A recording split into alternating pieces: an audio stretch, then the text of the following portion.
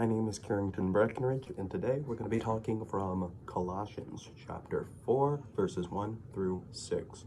Now, for context, Paul is writing Colossians from jail.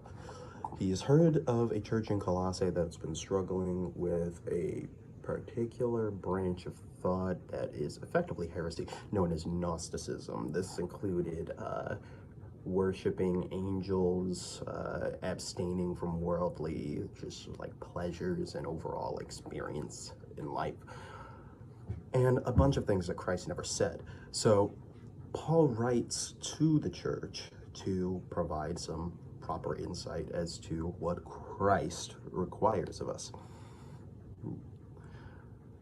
In chapter 4 specifically, he asks for prayer, including an open door to share the gospel and present it with clarity.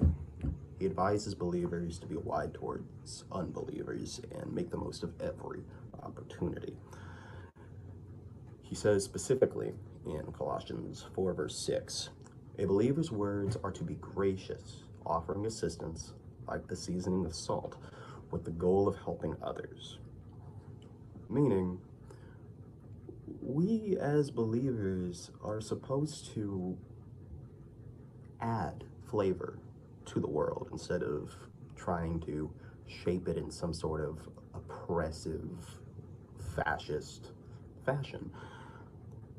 And yet you see many within the church trying to shape things towards God's design. Well, we aren't God.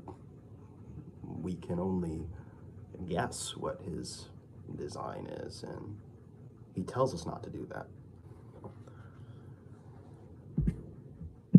In Colossians verse 1, specifically chapter 4 verse 1, he says, "Masters, be just and fair to your slaves. Remember that you also have a master in heaven." Master has a very complicated